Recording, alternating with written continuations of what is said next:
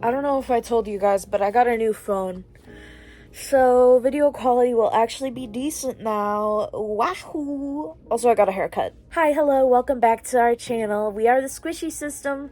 My name is Will, and today we are going to be talking about life as an introject. Now, what is an introject? An introject is an alter who is introjected from a source media. For example, an introject from Star Wars would be Luke Skywalker. These alters may share similarities with their source, or they may not. These alters are not carbon copies, and if they are, they aren't that way forever. That's why you see so many things about source separation being a part of healing. So let's get down to what I actually wrote on my script. Here's some experiences that introjects may experience. Being an introject of someone you hate. Being an introject of a friend. Having a triggering source media. For example, we have trauma relating to a particular fandom, so when we split an introject from that fandom, it was rough. Another experience is having nothing in common with your source. We have a few alters that are like that. And we have a system where there's levels of introjection, and once you reach the bottom level, you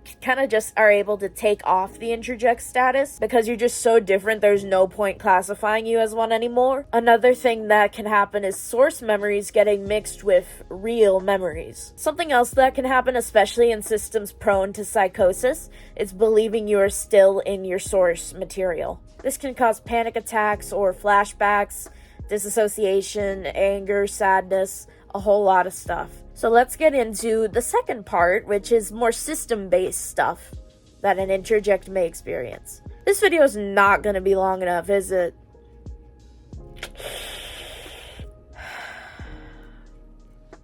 I thought I would have more to say.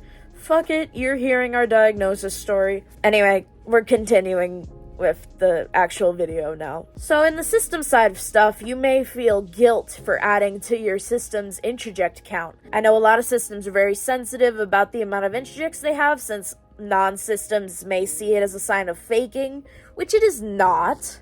Just thought I'd throw that out there. It's not a sign of faking. You can't tell if someone's faking over the fucking internet. So, missing their old body, which for me, yes, I miss my old body, it sucks. Another thing that could happen is getting dysphoria from the new body. Something else that can happen is having an accent or different vocabulary than the rest of the system. And finally, before we go into my diagnosis story, we have system mates or IRLs treating you differently because you are an introject.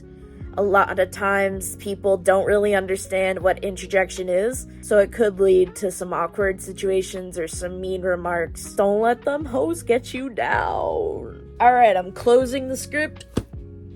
Let's talk about how we got diagnosed. This is not a guide to diagnosis by any means. This is just what happened to us. So, we had a lot of trauma as a kid, as is expected for, having DID. And because of that, I think also with a factor of genetics, we had early onset symptoms of bipolar. And because of that, we had early onset symptoms of psychosis starting when we were,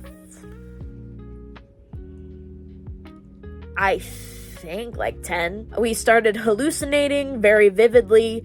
And this would have stopped, if we told someone. But when we told people, they told us that we just had an overactive imagination. So, when these hallucinations got worse and worse and worse, suddenly, there's a new fucking voice in our head. So, what had happened was the system had been discovered. We were talking to the other system mates every fucking day because they were all we had. We had very few friends. And a 10-year-old's not gonna know that this is weird.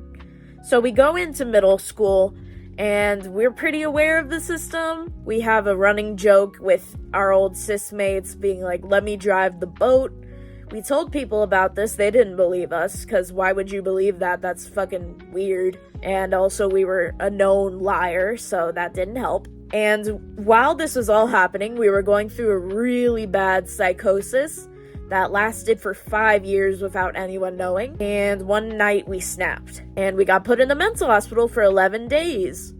and the system went silent. The psychosis hadn't stopped, and the system was still active. We just stopped being able to hear each other, which I think is from the extreme trauma, because when you experience extreme trauma, there's a chance your system will just shut off and go into protect mode, which it did. Flash forward to 2020, the system comes back while we're in the mental hospital again, for a different reason this time, and this alter named Moon fully fronts for an entire day, and he basically tells everyone he is part of a group of people that live in our head. And, you know, at that time, everyone and their fucking mom thought that they had DID. So when we looked into it, we were like, oh, hey, maybe we do. And we started to go to disassociation specialists.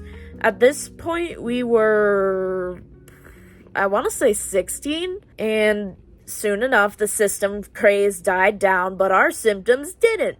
Because why would they?